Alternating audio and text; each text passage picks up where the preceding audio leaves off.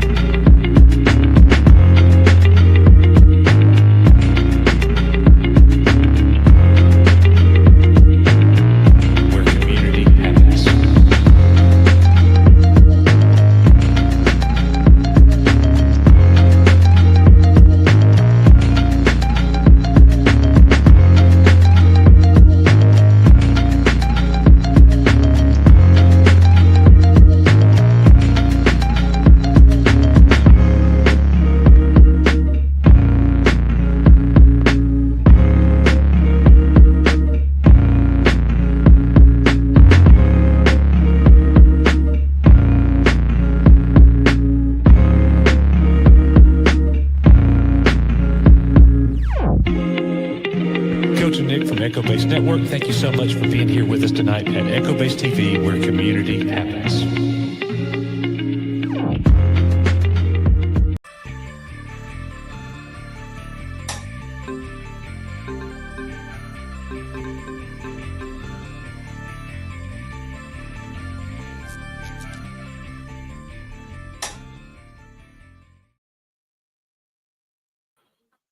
Hey!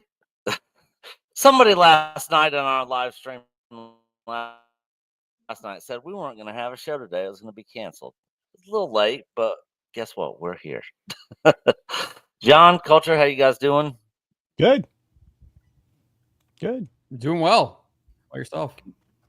Mike is going upstairs right now, so he should be with us in a second. He has taken Loki's spot today on the show because Loki is actually at a doctor's appointment. Real quick. Yep. Yeah, he should be good to go next week. So, and I'm going to be traveling to Chattanooga tomorrow. So that's going to be a long drive from Hilton Head. But it's going to be a fun weekend. Like 12 hours. Culture had to cancel, so he's not going to be hanging out with us. Yeah. No, it's 7 hours. Oh, that's not so bad. It's not too terribly bad, but no. 7-hour drive. So plus we're going out tonight, and so I got to make sure I keep the adult beverages to a limited amount tonight. But real quick, there are 4 ways you guys can support us here on the channel memberships. And you can join us on our Patreon, where we post a ton of our reaction stuff that we can't post here on YouTube. And then, of course, super chats if there's stuff you guys want to get our opinion on or make comments on. And then, of course, just being here and smashing that like button. But since we are starting a little late today, we are going to go ahead and get started. Thank you, everybody, for being here. Let me go ahead and share my screen, and we will kick off this first article. All right. At the stage. There it goes. All right, let me zoom in on this so you guys can actually read this. So for anybody following the video game industry and what Nintendo is doing with the Switch 2, there was tons of points and all the extra stuff that's generally free that Nintendo is now charging for. And people were saying they are setting a precedent here with this. And now everybody else is going to start doing it. And what do you know? Xbox and Microsoft have decided to up their prices on everything. So Xbox hardware sales sucks by significant amounts, but Microsoft is now about to dig until they can find a bottom. It seems the company is raising prices on all Xbox hardware by $80 to $100 worldwide, and will also plan to release $80 games later this year, which is going to be, I guess, around the holiday time, Thanksgiving, sometime right around there. The increases are stunning. Some controllers and headsets are going up too.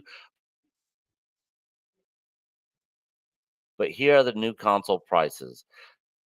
So Xbox Series S, 512 gig, up from of course, if it's S1 or S, 1 terabyte gigabyte, up from 350 to 430. So that's a pretty significant price increase. And welcome to Mexican Iron Man, who has joined the stream. How you doing, buddy? Me and Mike actually. So we got started late because me and Mike were at the beach, freaking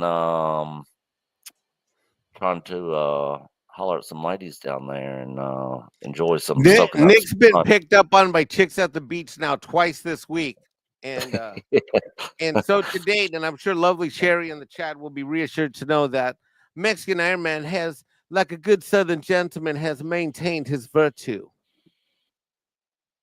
What? I have maintained my virtue, Culture Casino. I have not been attacked by the whores. The whores? Anyway, back to Nick and Xbox. Let's go. He wasn't seduced by the sirens, I think is what he's saying. Oh, okay. All right. Godfather, you understand everything. John Trent. Yeah. Trent. God, it's like in the movie. Godfather, you understand everything. Yeah. There was no snake-haired ladies trying to holler at Mexican Iron Man and destroy his life. But anyways, Xbox Series X digital up from $450 to $550. That's $100 increase. Xbox Series X up from $500 to $600, another $100 increase. Xbox Series X 2 terabyte, $600 to $740, $140 price increase. Microsoft issued a statement about all this, and if you imagine inflation and tariffs, of course, everything is blamed on tariffs, are involved here. Well, here you go. Though Microsoft declined to comment on President Trump's tariffs specifically. We understand that these changes are challenging. Are they really, though? And they were made with careful consideration, given market conditions and the rising cost of development. Looking ahead, we continue to focus on offering more ways to play more games across any screen. And the main stuff I wanted to hit. I did want to hit this too when they were talked about the holiday season not due to tariffs and all that. We also expect to adjust the pricing of some of our new first-party games starting this holiday season to $79.99. Those titles purchased on the Xbox Store have the benefit of Xbox Play Anywhere, allowing players to buy once and play on console and PC at no additional cost. So my quick take on this is I just think that these companies are greedy. What they are charging or what they're paying for development, for console development and game development has become completely outrageous. And we've had these same conversations about in the movie industry with movie studios who are spending way more money than they need to on making some of the crap they're making. Same thing in the video game market, because a lot of these games end up getting dropped and they're broken. They need day one patching.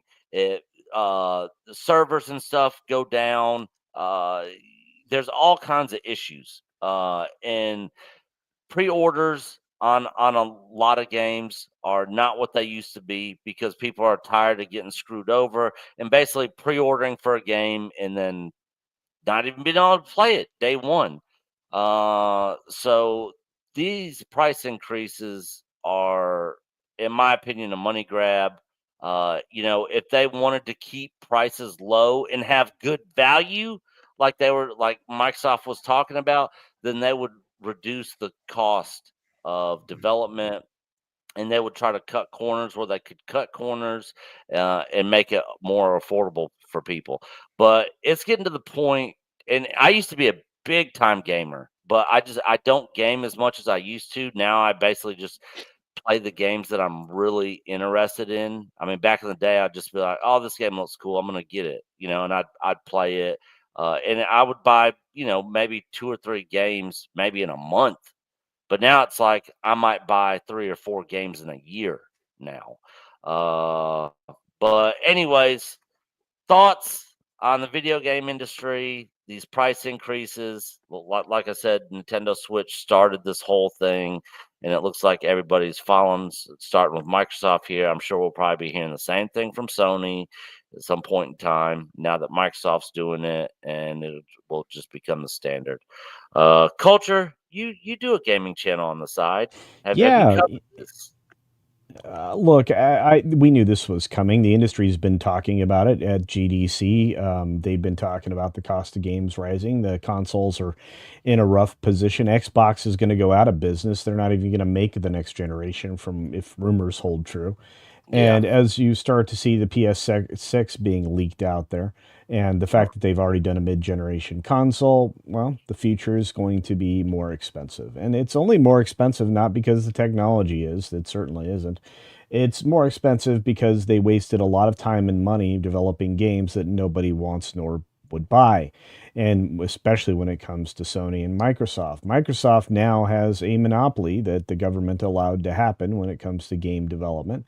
And Sony is in a position where they literally are the last viable game console out there, at least in the next 5 years. So moving forward, I think you're going to see more and more people switching to PC. And I think you're going to see more and more people being more discerning. And I think you're going to see a lot more investment in games that are sold by Steam that may not be supposedly AAA titles, but seem to look and play like them. But as far as the prices go, just wait till GTA 6 comes out. They want to make sure they get their $100 price point, because they will be the first $100 game just for the standard edition. So moving, I don't know if we're going to be talking about that. Somebody has the subject matter, as far as Grand Theft Auto, but I will tell you, this isn't surprising to me. It shouldn't be surprising to anybody. And Loki and I literally were talking both these issues that we're going to cover game-wise just Wednesday when we were recording game videos. So I wish Loki were here to tell us a little bit of his thoughts, but I'm going to tell you, I'm just not surprised. Yeah. Me neither. John, thoughts? I think your assessment about it being a money grab is accurate. I'm looking at I don't usually look at the Microsoft Q3, but I guess they just put it out yesterday or whatever, their earnings release. And it says here, Xbox content and services revenue increased 8%, up 9% in constant currency. Now, obviously, doesn't talk about what their costs are, but it sounds like the revenue is going up. On that front, and you go down to the little chart here, and maybe Mexican Iron Man can maybe parse it a little better than me, given his expertise on this matter. But it says that it's a percentage change year over year. Gap is 8%, and then it has like a constant currency impact, which I'm not familiar with. That is at 1%, and then it says percentage change year over year. Constant currency is 9%. So that's still all increasing, I guess, from last year at the same time period. So it does look like it is a money grab, given the fact that their revenues are increasing. But we do, like as Culture says, we've kind of foreseen this. We know that some of these costs are absolutely outrageous. And I also think there's something I don't know if the Forbes here covered it, but I know in the actual press release from Microsoft, they were saying something about the $80 games will be, there's like something special about them. You can play them on your PC or something like that. Yeah. So say. I covered that statement in here where they said that the $80 will be the first party games that you'll be able to basically play on Xbox and PC on Game Pass. Yeah. Right. And I think there's something to that too. So you increase the price of like the either digital or the physical copy, and that drives people to the Game Pass where they hope to have even more revenue, right, over time, rather than having people churn out just because they want to play a single game. And I know that's been something that they've been talking about as part of their business model, whatever the guy's name is, who runs the Microsoft gaming. What's his name? Culture? I can't remember. Parsons or something like that. I don't remember. The Microsoft Gaming? Yeah, the Xbox guy, the head of Xbox. Oh, He's like gosh. head of Microsoft Gaming or something like that. I think you might be right. I can't remember his name. Sorry about that. But yeah, I mean, so he's been talking about how they were doing that. So I think that's in part of it as well. The one thing I would push back again is I think Sony had already increased their consoles like last year. Phil Spencer, Spencer. Yep. Yeah. But look, I mean, between Phil Spencer and others, between Spencer and others, this was the direction they were trying to head forever. They know that the gamers are not really interested in paying more for their consoles or their games. Everybody there knows it. The GDC has been trying to force this issue for the better part of 2 or 3 years now, and the argument's going to be, well, inflation and other factors, and the cost of operations and all of that. I don't think they're going to be able to play defense on that, but I think Mike would know best what the financial situation for Microsoft is from the gaming side than any of us. Oh, I've got Mike, two thoughts? angles. Can you hear me? Two angles to this. One is that as someone who still owns an Xbox and still pays Microsoft, I'm not even sure why I still pay them, except for the privilege to pay. I feel like my Xbox, like Nick, I have a monthly subscription. I have the Xbox Pass, right? And I have the Premium Pass, which I haven't used and I don't even know how long. So, they're probably banking on people like me that got addicted to and I've been a Microsoft Xbox addict since the thing came out in 2003, 4. God, when was that? 20 years ago? Yeah. And God knows how many Xboxes that was. I mean, I think I've had over the years. I mean, I got an Xbox 1, 2, 3. So in 20 years, I've bought 6 of them. I think. Oh, geez. 6 of them, maybe 7. Yeah, I've never owned an Xbox that I've used consistently. Yeah. And when I say I bought it, I mean I bought it and used it. I mean, even the one behind me here, it's still ready to go. You see that one? Can you see it? So you're saying you're familiar with the red circle of death, right? Oh, dude, I lived through that for 2.5 years and I didn't care. Let me tell you what an Xbox addict I was. I was such an addict that while my circle of death was getting repaired, I had my other Xbox, which was still going while my Circle of Death Xbox came back. And for a while there, then the new one I bought got the Circle of Death, and I sent that one back. I was going back and forth with Circle of Death for like 1.5 to 2 years. I didn't care because I was that addicted to it. But I think they're making a huge mistake financially because at that price point, which I didn't know this article till you read it. I think that is about that tells me that I'm out. I will not replace this machine behind me. I think I'm finally out. And I don't think that I'm going to be unusual in that assessment because I don't see the real reason to keep it. I mean, I have gradually migrated away from Steam. I'm one of those guys. Look, do I have a Sony PlayStation 5? Yes. Do I have the Xbox console fully tricked out? Yes. Do I have a badass PC? Well, hell, it's right there behind me. That entire 48-inch screen is a dedicated gaming PC. It's not on right now, but it's got, it's got the flight controllers. It's got virtual VR. It's got an Xbox interface because I play PC games on it. Anyway, But you know, with the advent of Steam the last 3-4 years, Jesus, I think I'm done. And with that price point, I know I'm not alone. So I think the problem is there's some moron in the accounting department that's looking at those revenue numbers. And what happens a lot of times when they do this is they're like, well, look, if people aren't leaving, like Mike the Mexican moron Xbox guy, if people like Mike the Mexican moron Xbox guy aren't leaving, and Mike the Mexican moron customers are still paying the monthly fee, and they don't seem to be going anywhere, then let's go ahead and raise prices across the board and take more out of our existing base, which is what, say, Disney has done in its theme parks. And so this is a very much when you let the accountant morons in charge, which I'm an accounting moron, when you leave people like me in charge of this is the recommendations they get, and this is probably why they're doing it. And I think it's ill-fated. I believe this platform will die and will fade off into oblivion in the next 2 to 3 years. I don't even think they'll make the what are we on now? The sixth gen of console? I feel like Spencer's kind of talked about that. I mean, we see that in their strategy too, right? They aren't really focusing on any kind of Xbox exclusives. They're putting all their stuff up on Steam.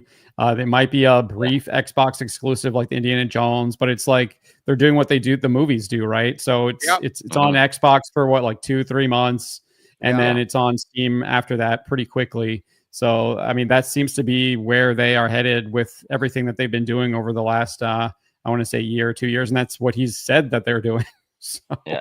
And more game studios are getting away from this exclusivity with game consoles. I mean, Square Enix came out and said that they're ending their Sony exclusiveness, because when they develop a game, they want to get it out on as many platforms as possible and basically earn the most amount of revenue. And I think with all these price increases, this is just going to end up pushing more and more gamers to PC. You always hear about the PC master race. I can't really argue that, even though I'm a little bit of a Sony pony. But yeah, I mean, PC is kind of where everybody's gonna go. And we got Stone Loki in chat. Leaving doctors, Mike is 100% correct. Lifelong Xbox owner. Mike knows how many consoles I own. I am done. Yeah, well, whereas Mike the Mexican Xbox moron has bought 6 or 7, Loki had buy 6 or 7 a year for the last 15 years. Yeah. Well, I think to your point, I mean, we're looking at Mexican Iron Man's setup there. His PC is literally set up like a console. He's got it up to that 48 inch and everything. So I mean, that seems to be the way it is. And you plug in controllers now to PC and you just play, you sit in your couch or whatever. And that's literally what I was just gonna say. My gaming PC at home, I got my PS5 controller hooked up to it. And I can basically play all my Steam games with my PlayStation controller. So yeah, this is not good for the consoles. So, and let me mention this, and I'm curious for the gamers in chat what they think about this and what you guys think.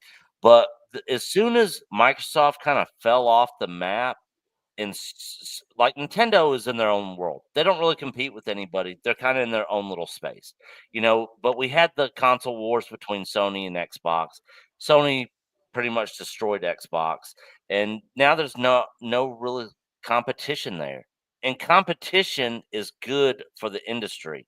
And there's just not, I just don't feel like there's that competition there anymore. So, and Sony has done tons of stuff that back in the day they never would have done on decision making, because they feel like they're leaps and bounds ahead of Microsoft, which in the console industry between the two they are. So they can get away with more of this dumb crap.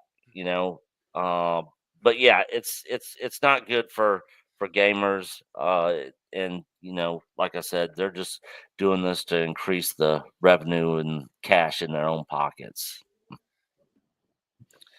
Any final thoughts? That being said, if anybody wants to super chat Mexican Iron Man so he can get a new microphone, I'm accepting that now. Thank you. Yeah. I'm kidding. Any final thoughts before we move on, guys?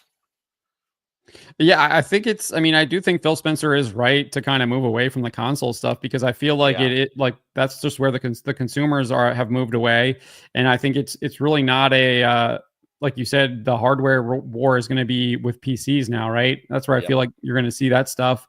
And then the other stuff is the software, and that's what really it comes down to. I mean, that's always what kind of drove me on whatever system I was going to buy.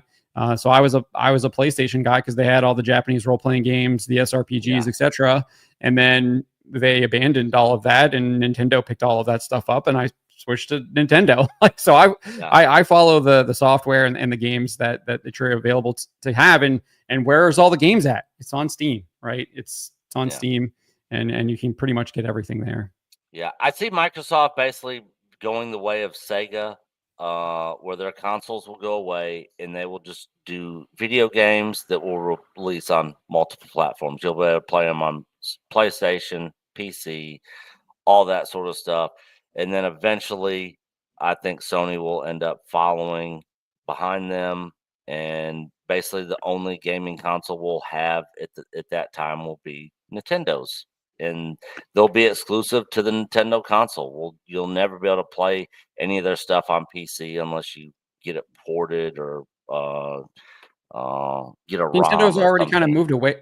Nintendo's already kind of moved away from the console too, right? Because it's a basically a console Game Boy hybrid. Yeah, it's a handheld basically, that you can take with you. So yeah, that's a good point.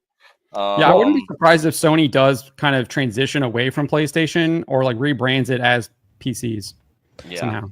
I have a feeling that I'll stick with my Steam Deck and my Nintendo Switch, for travel. I have a gaming laptop that I edit on, and I'm going to stay probably more fixed towards the PC side of things going forward, because outside of the occasional PS PlayStation exclusive, all my other games are playable on my Steam Deck or my computers or whatever else. So I have no need to spend more money on a console. And that's the thing I don't think that PlayStation and its Gen 6 consoles is really realizing. If they price it in the extreme and not competitive, I don't think it'll be successful. No, I agree. 100%. All right, before we move on, guys, GraphWeb, most consistent man on the interwebs, $2 super chat, hashtag cancel Disney Plus, 1000%. Mike,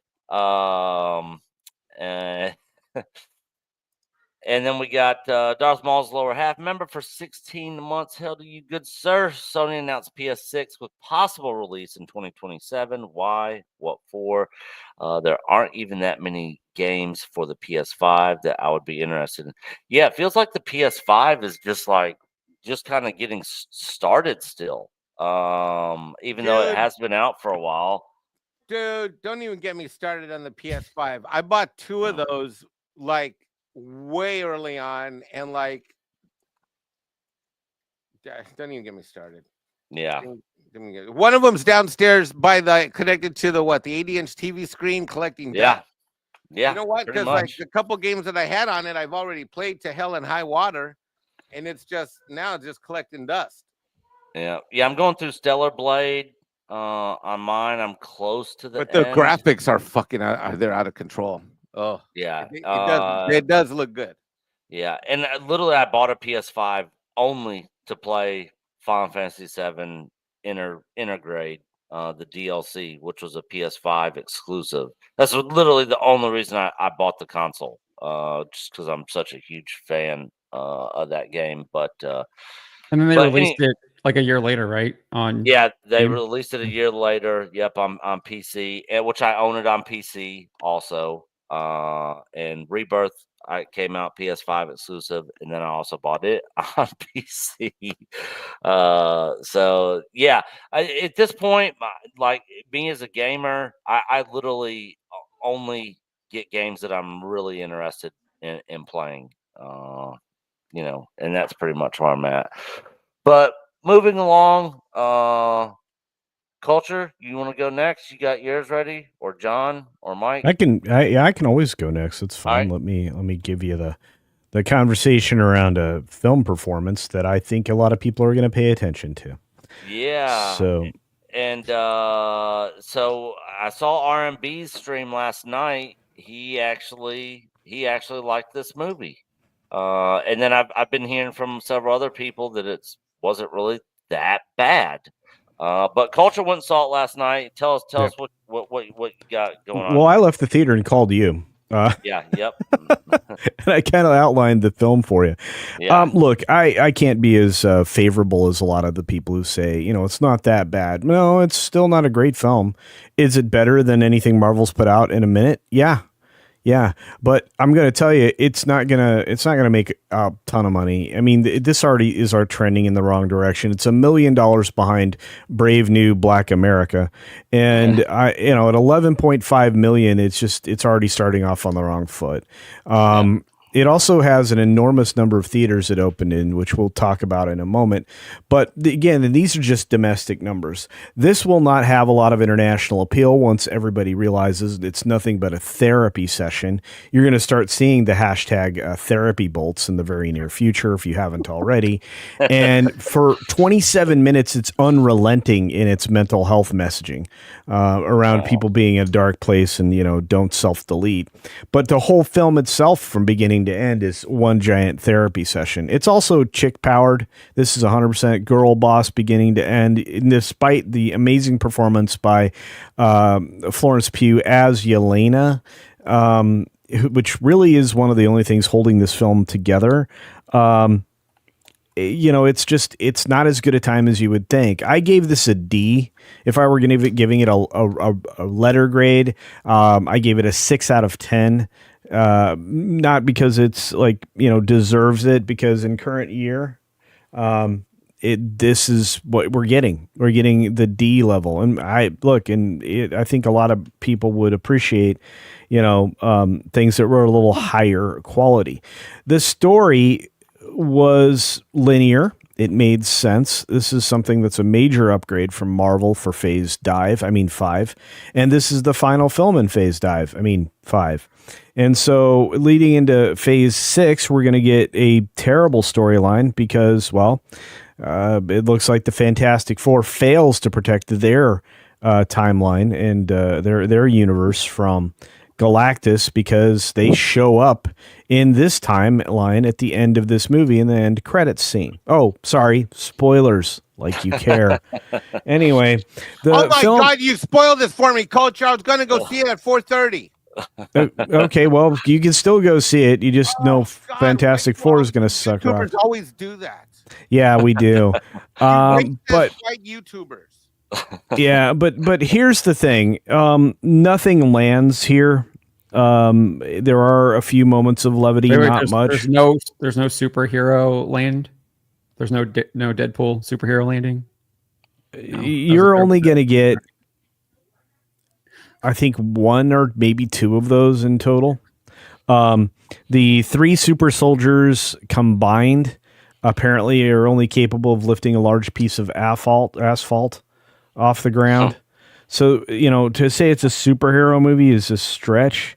But if you're looking for therapy, I think this would be, you could equate it with like every random men bad TikToker that you've ever seen on a TikTok short. So, and of course that's not actually what they're dealing with here, but it might as well be, because this is basically Feelings the movie. And it was very unenjoyable. I speak a little more favorably about it in my review video with less spoilers than I'm divulging right now. Uh-huh. But this was played in every way the exact wrong way. And you could tell it was directed by a mentally unwell female director beginning to end. Jack Schaefer delivers on the girl power that is required. Oh, it is Jack Schaefer for Marvel. Yeah. I was going to ask because from what I understand, I'm sorry, not Jack Schaefer. It's Jake Schreier. I apologize. Okay. Did Jack Schaefer have any involvement in this? Because remember, supposedly, which is why that cued into me. But because she had that whole screed about how they didn't. She didn't want superheroes winning via like violent combat. From what I understand, that's how they defeat the Sentry is through some kind of like the therapy session or whatever, right? It is a massive therapy session. And this director's obviously influenced by all the women around him. Unfortunately, I don't know what he's known from for or anything else. It's just this thing just reeks. Regardless, let's get back into it. It is going to finish well in the range of 70 to 75 million domestically this weekend. They're believing it's going to scale to 160 million to 175 million global. Boy, are they wrong. And I don't have any interest, and I don't think anybody else does either.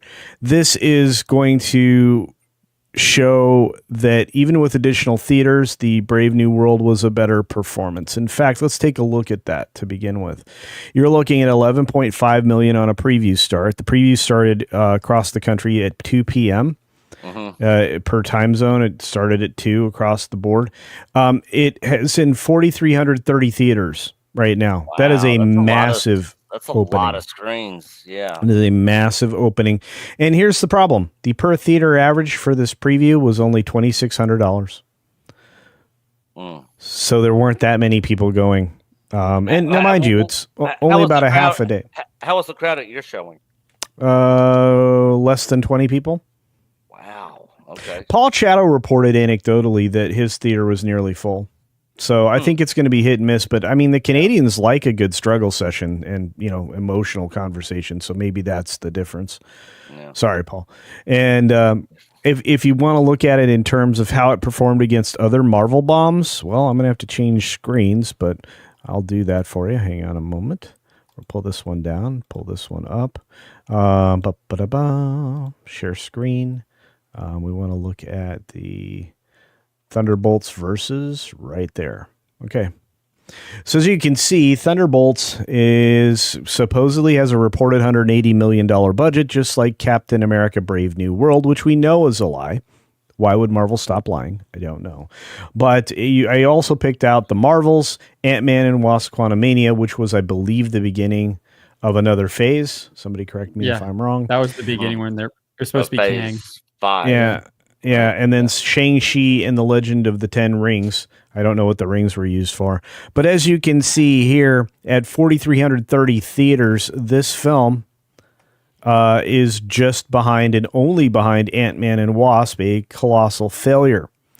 At 11 million for its opening, or should say preview day opening, this movie is actually $1 million less than Captain America Brave New World. The domestic opening weekend for other comparables, the only one that's going to be lower than this one is going to be the Marvels, I believe. I think the 7 was 9.5. Was it? Okay. Yeah.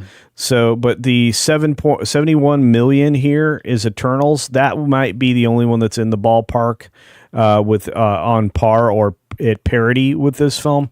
And the Marvels itself at 46.1 is, the most disappointing thing ever. But as you can see, when you fall into the 5 worst performing Marvel films, it's compared to inflation, you see that this film is likely going to go into this $200 million range of Brave New Toilet Wand, and or perhaps maybe exceeding that slightly, and getting up to where Shang-Chi, the Legend of the Ten Rings is at. When you look at the global numbers here, and this is the stuff that really should hit, their true failures have always fallen in the 400 million category, where they lose Disney hundreds of millions of dollars. I don't see anything different for the future of this box office, despite it only being on preview day. The trend has been going in the wrong direction for a very long time, and I don't think that this film, nor Fantastic Four, is going to change the direction. Regardless, if I were going to put this at a global performer at the end of its theatrical run, I would say that it's going to fall somewhere between the Rings and probably Captain America Brave New Toilet Wand. And there you go. Brave New Toilet Wand. I don't think anybody really expected this thing to do, gangbanger numbers. I'll ask you guys, and let me know. Do you think that we'll know more about this when we get to the second weekend?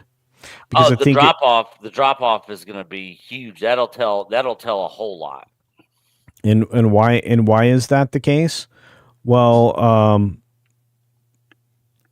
my thoughts would be, you're going to be surprised with the fall off because there's no competition until after the third full week of this run. None. This is going to get 3 weekends before it's competing with Lilo and Stitch and Mission Impossible. The only other thing that's going to be in theaters is going to be a couple of horror films that I think just aren't even going to make an impact. Yeah. So anyway, it's your floor, guys. What do you think? I just real quick, my thoughts. I didn't expect anything less than this. I just don't see a whole lot of, even the general audience, even friends of mine that aren't in the YouTube space and kind of pay attention to all the woke agenda crap that studios and Disney and Marvel's doing. Even those people are just not interested. Like they saw a couple of Disney Plus shows, a couple of the movies after Endgame. They're just like, God, this is not good. And people have just lost interest. And I just don't see Marvel getting back up to where they were, even pre-Infinity War and Endgame. I just don't see it ever getting back to that point, ever. Very similar to Star Wars. It's just, it's dead. But yeah, those are my quick thoughts. John? Yeah, I think this kind of just shows that Guardians of the Galaxy was the exception to the rule, and that I think moviegoers just are not interested in B, C, D, F tier characters. They still will come out even for the A mains. I think if you go back, look at 2023, while the box office was in decline, you still had like Thor: Love and Thunder doing something like 800,000 or something like that. I feel like globally, and there was still obviously an audience there, but I think culture is right that we have seen this decline over especially the last three years for sure. And it's not just in the movies, right? It's on television as well. Constant decline. It's not just at Marvel, it's at Lucasfilm. We see that their subscription numbers go up on Disney Plus, views go down, right? So yeah. I think it's clear that people are indeed kind of have left. You might see the kind of exception with Deadpool and Wolverine, which again, I think that shows that those are A-tier characters and people are willing to check those out. But for the most part, you're seeing people kind of walk away. This isn't anything that really kind of interests them, and they're finding other things to do with their time. Yeah. And just to put this kind of on scale, because I saw some people in the chat talking about this, Revenge of the Sith generated 34 million domestically. Worldwide on its re-release, 42.2. So, yeah, so the re-release helped the film surpass the 400 million domestically, and is it right under a billion worldwide for even including its original release? But just on the re-release of a movie that's 20 years old, did 34.1 domestically, 42.2 worldwide. I mean, that's pretty good. You're not going to see those kind of numbers from these Marvel movies or Disney Star Wars. I don't think. One other point I would add is that I know Culture was talking about how there wouldn't be any competition. I actually do think there will be some competition. It's going to be from this Sinners movie. And I don't think Thunderbolts is going to get beat by Sinners this weekend, but I do think that might pull people away. I mean, last weekend it only had a 5% decline, which is just unheard of. I've heard good stuff about weekend to weekend. I haven't seen it, but I've heard good stuff. I do think that there is that I think that could potentially draw people away. And then obviously I think what we talked about in the video game space too is people are being more picky about what they choose. So even though there's like a 3-week gap to Mission Impossible and some of those other movies that are coming out on Memorial Day, people might be like, hey, I'm not gonna go see this because I'm gonna go see this movie here on Memorial Day. And that's kind of how they're potentially making decisions as well. Yeah. And yes, Revenge of the Sith, it did get pulled from theaters. I think this last Sunday or Monday was the last day it was in theaters. Yeah, because they didn't want it drawing from Thunderbolts. They didn't want to interfere with Thunderbolts. So yeah, Revenge of the Sith is out of all the theaters now.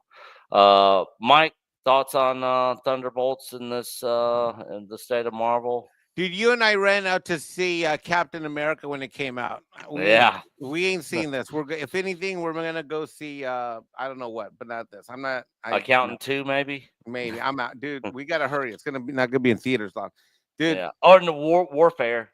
Yeah, fine. Yeah. Well, I ain't seen no fucking Thunderbolt, dude. Fuck this shit. Sorry, I know I'm cursing on your channel, but no, I'm still hot. I'm still hot from realizing I'm a Microsoft Xbox moron. Yeah.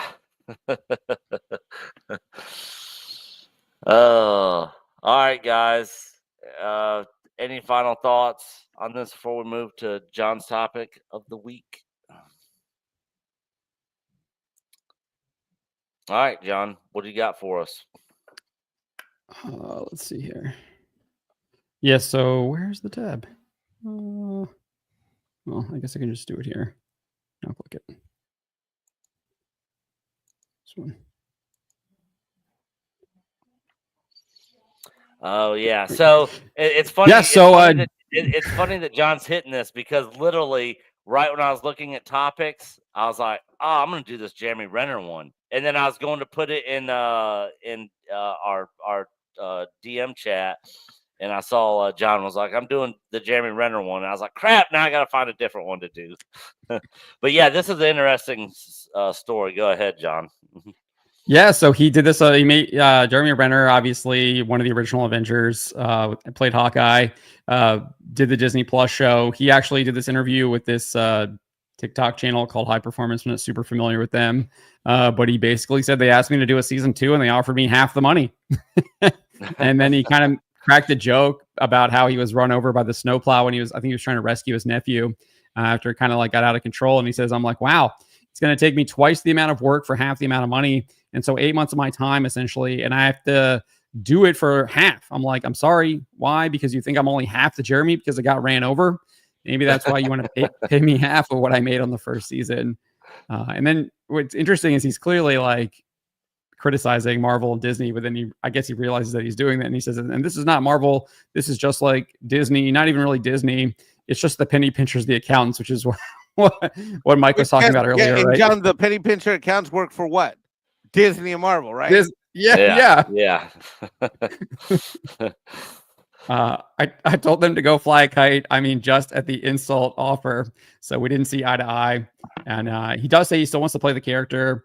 But I had to defend myself. I didn't ask for any more money, mind you. Just pay me what I made first season. So it's a little disheartening that didn't happen, but that's fine.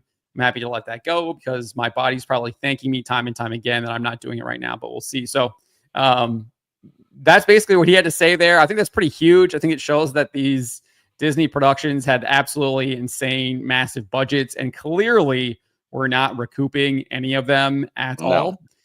For sure. They weren't getting those subscribers from Disney Plus, and they had to make massive budget cuts to these productions. And I mean, we've kind of seen this, right? We know they took that, what was it, like $1.8 billion write-off or whatever it was a couple years ago, and they pulled like Willow and all of those shows from the platform so they could do the write-off. But just more confirmation that people are indeed tuning out of this stuff, not watching it, and it's clearly not profitable for them. And it's pretty much everything we've been saying for the past half a decade. Yeah. Since they launched, when did they launch Disney Plus? Like during COVID? I feel like right around 2020, COVID. wasn't it? Yeah. I think it was right so. on then. Yeah. That's when I first signed up. You know how I know it's 2020? Because that's when I took all the winnings from the Disney stock that I sold and reinvested and rebought in at $177 a share. I think it might have actually been like fall of 2019 because didn't Mandalorian come out in like November and then they had Rise of Right, and the Skywalker. stock went up, and I Yeah. got excited. Yeah. I sold all my stock that I had at $30 and $50 a share. Took all my winnings and reinvested back at 177 because Bob Iger told me that we're going to make Netflix stock price valuations. Liar. But no, I think John, you bring if I can chime in here, John, I think John hits the nail on the head here. Is that we've seen how much? Well, we know how much Star Wars is spending on their TV shows, but before Star Wars went out of, lost their ever-loving minds, Marvel was at the front, crux of the wave hitting the shore in terms of blowing through cash, hoping for views that never showed up. Yeah. So, star power tends to be anywhere from usually about 20 to 40% of the entire production budget, when you're trying to get these A and high B-list stars. So the fact that they immediately went to him and said, bro, we got to cut you in half. He's just like, what? And of course, no one talked to him and say, look, bro, I know we paid. This is what they should have done. Look, bro, I know we paid you a ton of money and you're worth every penny of it. But here's our problem. Our problem is we don't have this money to spend because nobody watched your crap. Yeah.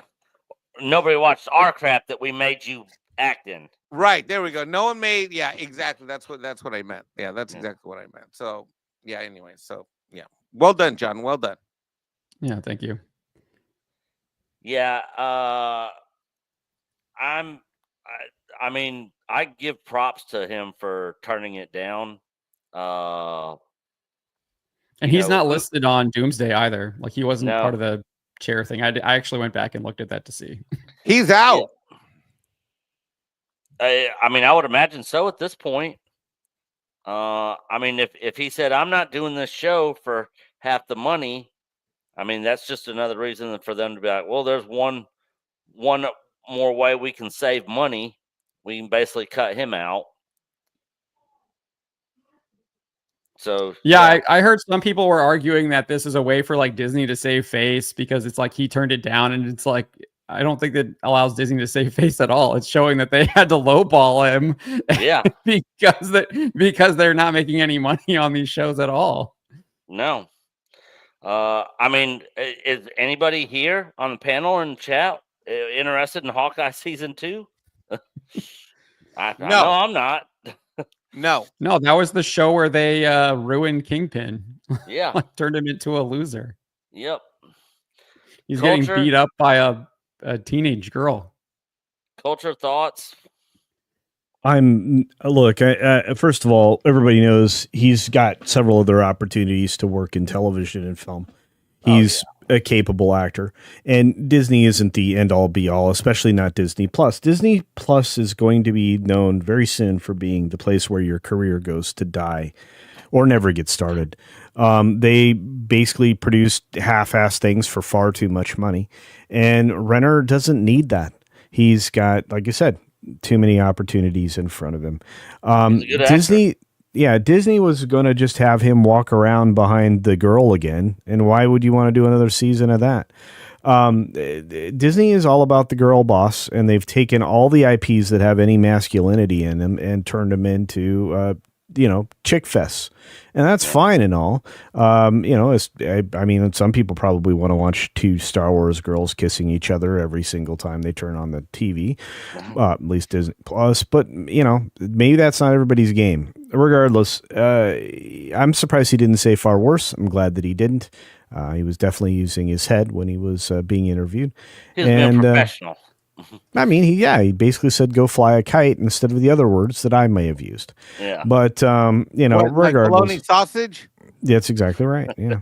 Because I've never heard you use bad words. Well, you're one of the few people. This week, it got a little over my skis. I let some frustrations.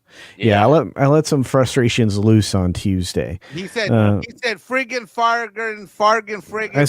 fargin' bologna sausage. Yes, I did. I said filth, flandering, filth. So there's triggered you. Filth and flander, fart. Yeah, that was a Cosby bit.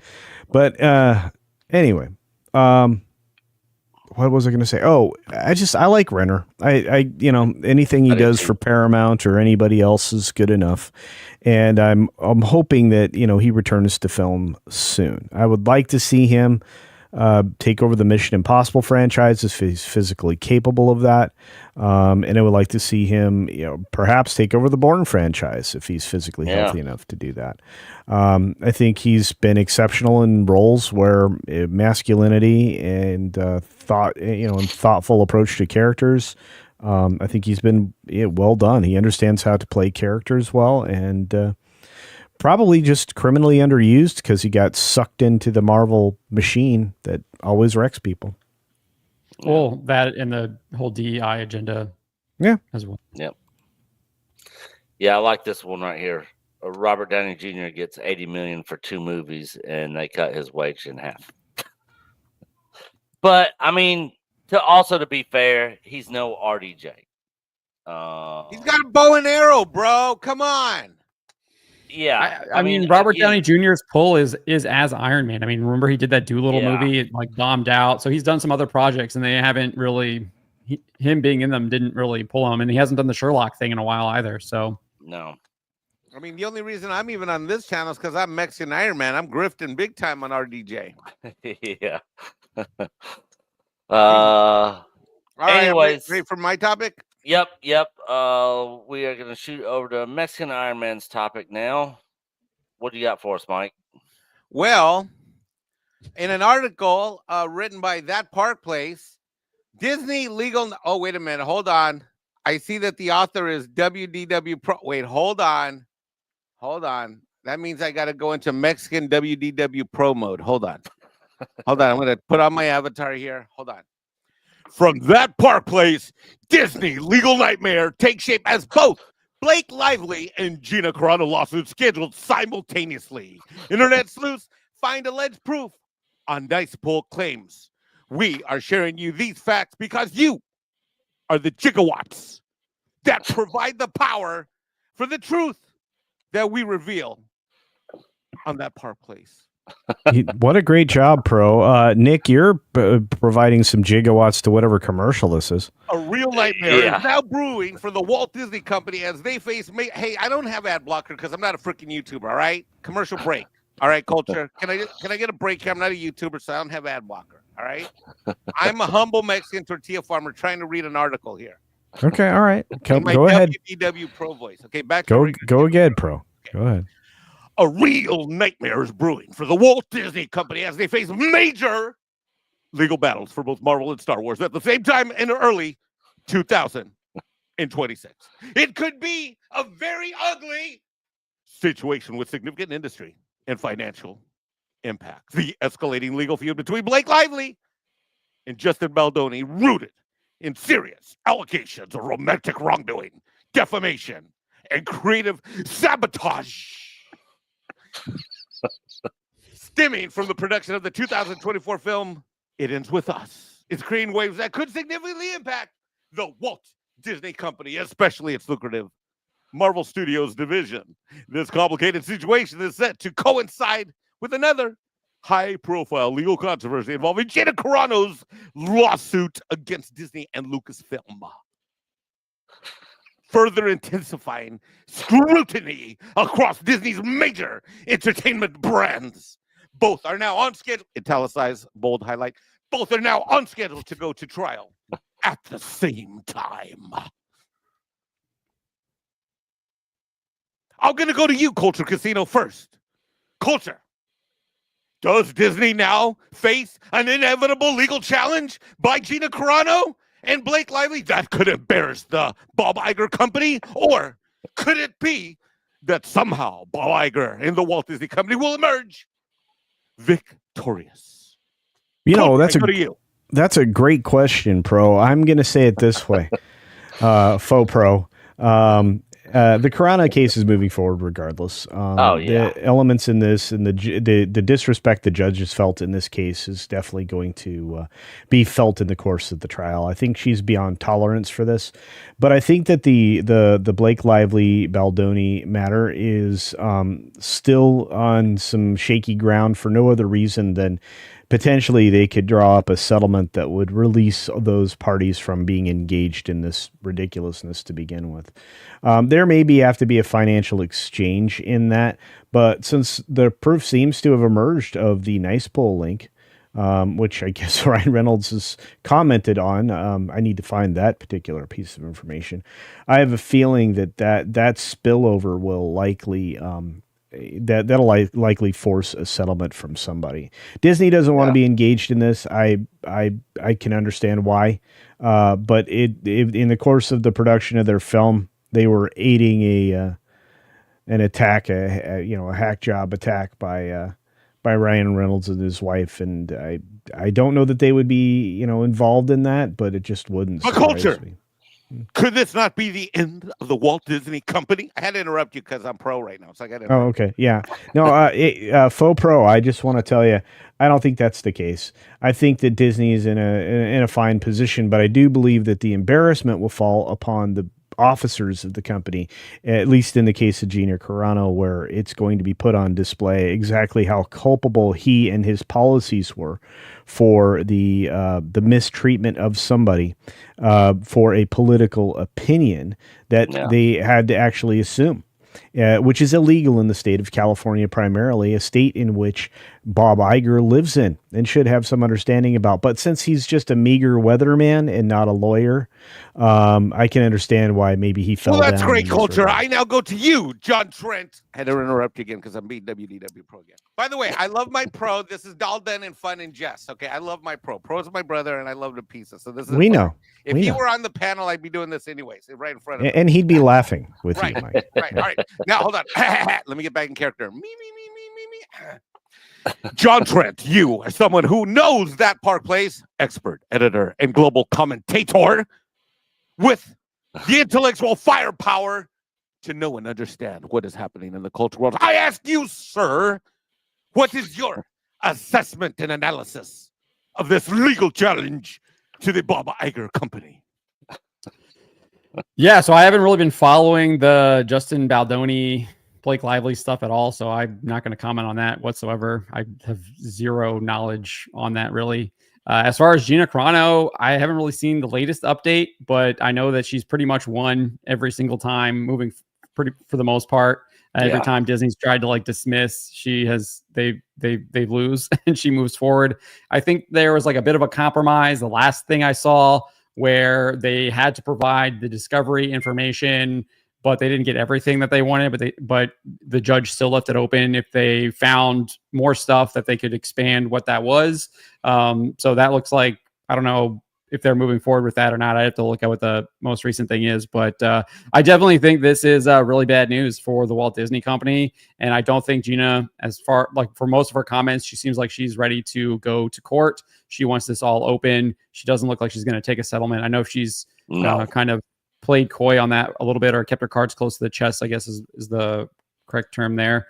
But I think for the most part, she has seemed to be signaling that she wants this to be public. She wants it to move forward, and she really kind of wants to expose the Walt Disney Company, the bad actors, especially people like Kathleen Kennedy, and the activities that they've been engaged in, and bring that truth to light.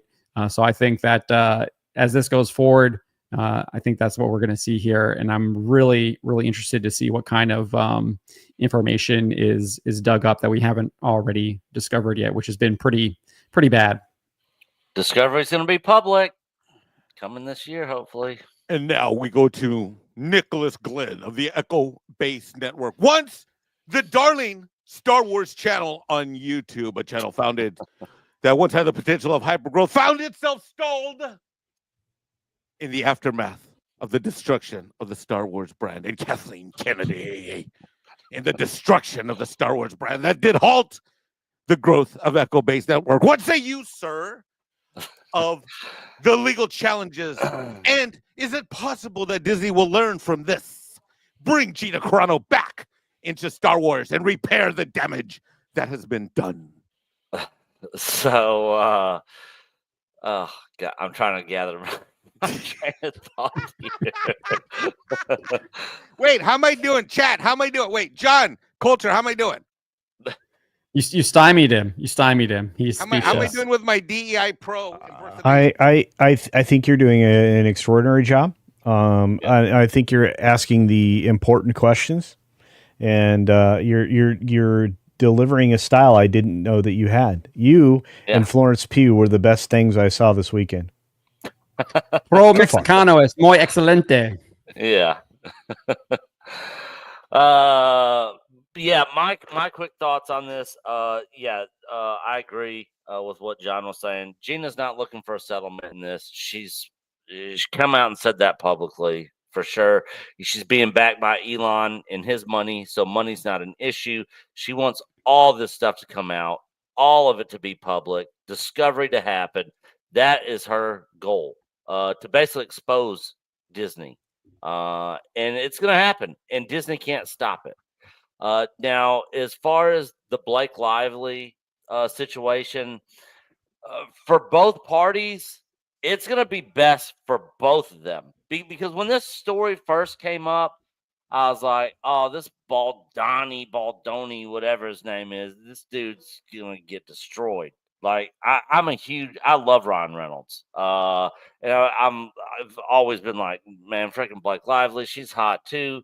So, I was kind of like, God, this dude seems like a douche, blah, blah, blah. Like, he's going to get destroyed. But as more and more information came out on this case, it's looking worse now for Ron Reynolds and Blake Lively. And it's not helping any of their careers. It's not helping Disney. So in this situation, I 1000% believe there'll be a settlement between both parties. This thing won't go to discovery and court and all this sort of stuff. And I wouldn't be surprised if Disney got in the middle of this, or if they're not already, and kind of working out some stuff between the two parties to be like, hey, y'all settle this, whatever. So that one I don't think we'll actually see show up in court. But yeah, I mean, Disney just seems to be in one lawsuit after another constantly. They're a terrible company that's going down the toilet. So yeah, it's not good for them at all. It's just one legal nightmare after another. The Gina thing is just going to completely blow up in their faces, their stupid faces, and I'm here for all of it. And that's my thoughts. Any other final comments on this good story? show. This was fun. Yep. Before Look at me complimenting wrap up, myself. yeah. Yep. Thank you once again to the great Mexican Iron Man for filling in for Stone Loki on this week's episode of EBN Cast. Like we said at the beginning of the show, somebody last night was saying that the show wasn't going to happen today. And if it wasn't for that, I might have even canceled it today, because me and Mike were having fun at the beach. But yeah, good. What's your drink? What's your beach drink? So I had, so Mike got Bloody Mary. I came to the table with a freaking beach bucket of Jack Daniels and ginger beer. Okay. Jack and ginger beer with lime, with a lime in it. That's my go-to. If they don't have ginger beer, I'll do soda water. But the last 2 months or so, I haven't really drank a whole lot because I've been doing the whole Mr. H workout thing and the fasting routine, which doesn't allow for alcohol drinking. But out here at El Casa de Mexican Ironmans, it's kind of hard not to, every once in a while to have a drink or two when it's so nice out here. So, yeah, but sounds like a solid choice. Yep. With that said, let's go around culture. Tell everybody what you got going on, where they can find you at. Again, links for everybody's stuff except for Mexican Iron Man's, because he's not a YouTuber, is in the description box below. You're muted, culture. That's a lie. Mike has a lot of subscribers. Don't let him fool you. He's got a pretty big YouTube channel. My channel is dead. Nick, how many subscribers does Mike have? I think like 87,000. No, I don't. It's like I think it's something like that. Something. Yeah. Yeah. Do you realize you're amongst the top 5% of YouTubers, Mike, with that kind of number of subscribers? Wait a minute. That cannot be mathematically true. Okay. Is it?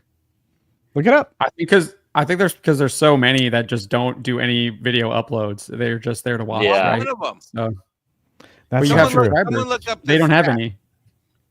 What is the stat? What You are are in the top. You are in the top. At least the top 10 of 10% of YouTubers. YouTube channels 3,000 subscribers. more than 3,000 subscribers. I'll prove you people wrong. Okay. It is a little bit, however, based on that available, it's significant. It's fall below. Here's a much more detailed breakdown. Only 8% of all YouTube channels have more than 1,000. Told you. Yeah. Over 90% of YouTube channels have fewer than 1,000 subscribers. Over 90%. This is horrifically awful news for me. So Why? I told you were a YouTuber. Yeah. This means my entire claim that I'm not a YouTuber Is specious? Yes. I've been saying that for years, dude. Yeah. How is Yeah, it? you actually committed YouTuber on YouTuber crime. It's you know. official. I'm Mexican like, I've Iron Man been is a lying. YouTuber. Like, statistically, mathematically speaking, I'm a liar. Yeah. No, you're not a liar. You were misinformed. You were uninformed. Yeah. No, you You didn't were know. You ignorant. didn't know. You didn't know you were ignorant to great. The fact of the numbers. Anyway, just to get back to my promotion period, I'm Culture Casino. I have 38,000 subscribers and growing. I want to say thank you to all of you who watch me already. For those of you who don't, why not? Just go over there. Subscription. I offer a subscription for free. I'm one of those people. I will give you a free subscription to my channel. All you have to do is hit the subscribe button and, turn on the notification bell so you don't miss my content. For example, I dropped a video this morning right after my 6-minute daily live of my thoughts about Thunderbolts and its feelings, the movie. And maybe with a 6 out of 10, it's not worth seeing. But at the same time, it's still better than Brave New Toilet Wand or the Captain America WEF Compatriot or any of the other titles that I've come up with other people's help over the last few months. I will say this. I am subscribed to all of the gentlemen here, including Mexican Iron Man, the now admitted YouTuber. And I just want to say I don't know if thanks he for admitted watching us it. today. Did he admit it? He did. I'm looking at the official chart, and if I hit 5,000 subs, I'm then in the top 7%. That's I even know. worse news. I know. Wow. Everybody goes up to Mexican Iron Man. If I Look hit at him in the top 10,000 subs, then 7%. I'm in the top 4.9%. What? Yeah. Oh my God. That's funny. This is I feel like I'm in a therapy. I feel like I'm in what do they do when the people come together in a circle? Like that I have a problem. According to Kamala Harris, that when a group of elephants gets in a circle during an earthquake, they are protecting the most compromised among them, or whatever the hell she said. It was more word salad. She'd only had she made less sense because she only had a bottle of vodka before that public speaking event. Oh, that cackling! I was just like, I thought this woman was gone. She's still out there cackling. Hi, my name's. This is like an intervention. Hi, my name's Mike, and my YouTube life has facts of life have become unmanageable, and I'm out of control. Hi, Mike. All right, John, what do you got going on?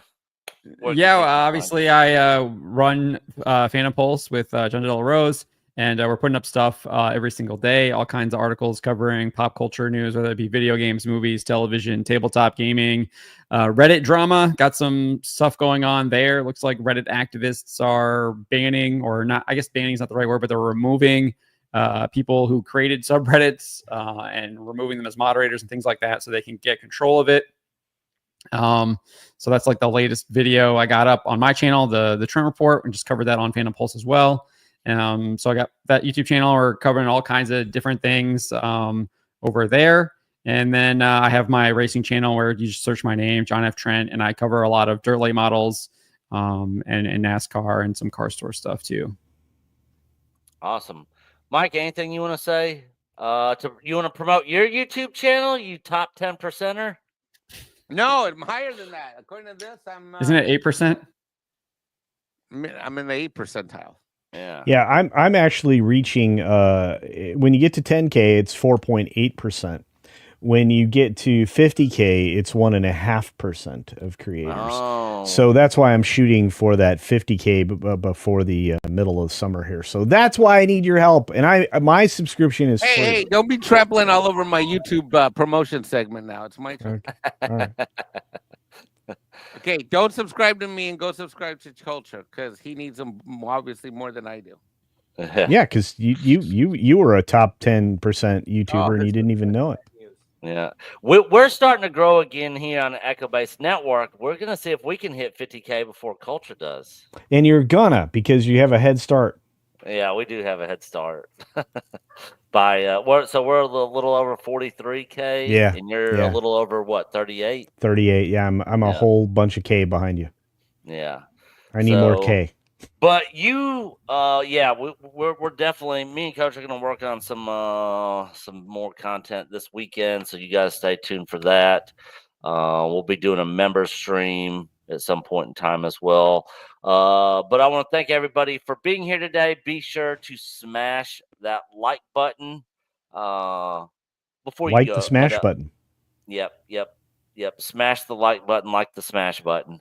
And for everybody out there that's watching Andor, this is for you. How about it sucked?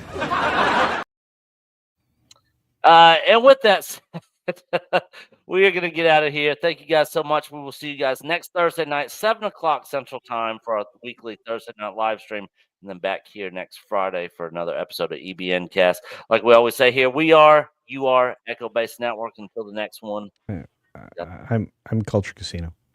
And that's Culture Casino, John F. Trent, and the Great Mexican Iron Man. Links in the description below. You guys can sub to all those guys' channels and bookmark all the websites. So, like I said, with that said, we're getting out of here. Bye, guys.